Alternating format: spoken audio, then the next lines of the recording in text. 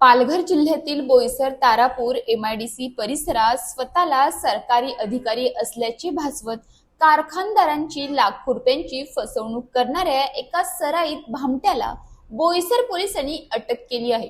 Dust chemical संदर्भातील परवाना जिल्हाधिकाऱ्यांच्या कार्यालयातून मंजूर करून देण्याचे आमिष दाखवून आरोपीने अनेक उद्योजकांची तब्बल 16 लाखांहून अधिक रुपयांची फसवणूक केल्याचे तपासात निष्पन्न झाले आहे। अटक करण्यात आलेल्या आरोपींचे नाव भावेश नामदेव पाटील असे असून त्याने नोव्हेंबर 2025 ते जून 2026 या कालावधीत बोईसर तारापूर एमआयडीसीतील विविध कारखानदारांशी संपर्क साधला।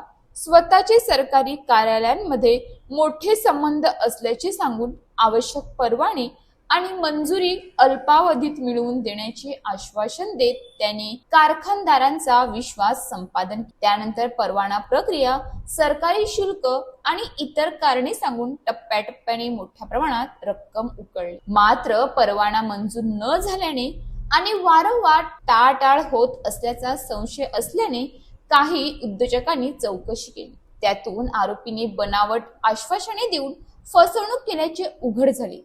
त्यानंतर बोईसर पोलीस ठाण्यात तक्रार दाखल करण्यात आली। तक्रारीच्या आधारे बोईसर पोलिसांनी तांत्रिक तपास आणि पुराव्याच्या आधारे आरोपीला अटक केली।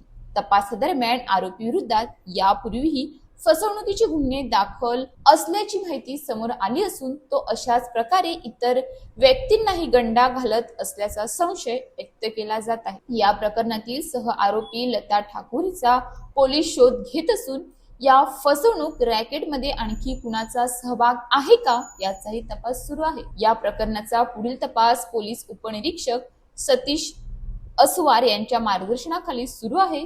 पोलीस प्रशासनाने उद्योजकांना आवाहन केले आहे की कोणत्याही सरकारी मंजुरी, परवाना किंवा शासकीय काम करून देण्याच्या नावाखाली पैसे मागणाऱ्या व्यक्तींवर विश्वास ठेवू नये।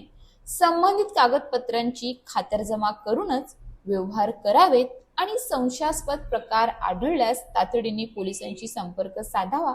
सरकारी अधिकारी असल्याचा दावा करणाऱ्या कोणत्याही व्यक्तीवर आंधळा विश्वास ठेवू नका। परवाने, मंजुरी किंवा शासकीय कामांसाठी केवळ अधिकृत कार्यालय आणि अधिकृत प्रक्रियाच अवलंब करा। सतर्कता हीच फसवणुकीपासून बचावाची सर्वात प्रभावी उपाययोजना आहे।